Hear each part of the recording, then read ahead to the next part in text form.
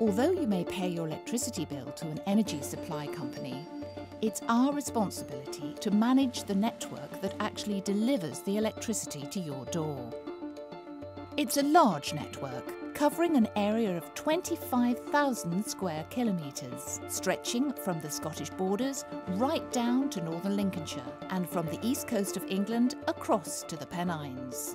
Altogether, we supply electricity to 3.8 million homes and businesses. We look after more than 31,000 substations and around 91,000 kilometres of overhead lines and underground cables. That's long enough to go round the world twice. This film explains how we identify and deal with specific types of incident that can occur on our network that cause unexpected intermittent interruptions to your electricity supply, and also shows you just some of the work we carry out to minimise the likelihood of them occurring again.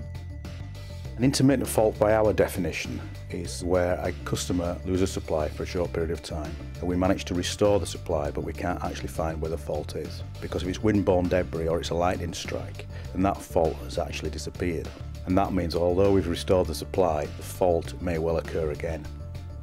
This does alarm up on our system so we can prioritise that customer and that piece of network to get the supplies on back as soon as possible, and also to do further investigations to locate the fault as soon as possible. Now sometimes that's easier than it is on other occasions. There's a massive range of faults, anything from third-party interference all the way through to anything to do with the weather. Wherever possible, we'll try to minimise the interruption to customer supply. For example, if we're talking about high voltage faults, we can run a phone tracking system so we can quickly get maybe 3, 4, 5 people onto a high voltage fault. It's a fairly rapid response. We aim to get to most problems certainly within an hour. In terms of a low voltage fault, slightly different in terms of a few people being off in a street. In that situation we deploy what we call our rapid response.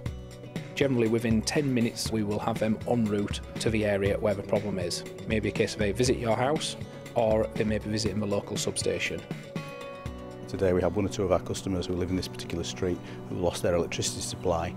So we dispatched one of our rapid response guys who's come to this substation and found that we had one of the fuses blown. We fitted one of our RESAP fault masters, which enables the supplies to be restored much more quickly and also has a distance to fault technology.